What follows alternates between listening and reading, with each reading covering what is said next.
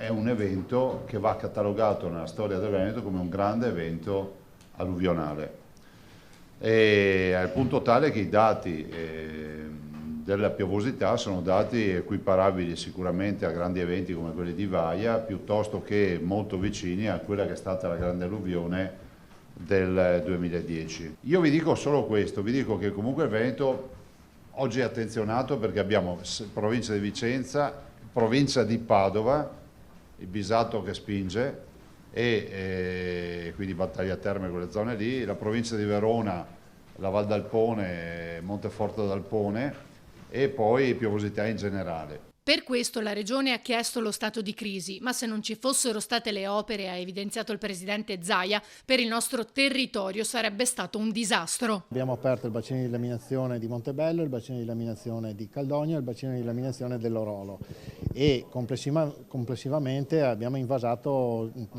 circa 6 milioni di metri cubi d'acqua. Questi 6 milioni di metri cubi d'acqua, se non ci fossero stati i bacini di laminazione, si sarebbero riversati in parte su Vicenza e in parte su altri centri abitati. Quindi, insomma, direi che il dato oggettivo è questo. 23 bacini di laminazione in pancia, 13 già messi a terra, gli altri in via di lavorazione, ma dice Zaia serve un altro miliardo di euro per completare le opere idrogeologiche. Per opere diciamo pronte almeno 1 miliardo di euro. Il Veneto ormai si è attestato come la regione che ha messo a terra un modello unico nel suo genere già dal 2010 con la prima alluvione.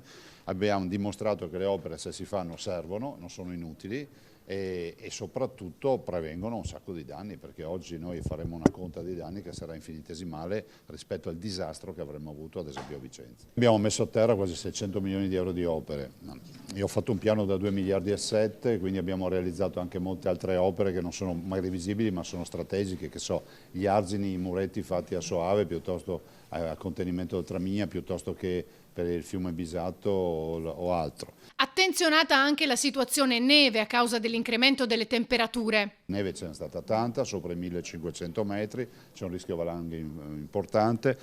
C'è lo scirocco, quindi anche il mare riceve poco, le temperature si stanno alzando, però siamo fiduciosi. Contiamo che verso fine giornata, insomma nella nottata, si possa anche cominciare ad apprezzare il calo del livello dei fiumi, a meno che non arrivi un fortunale e piova ancora tanto.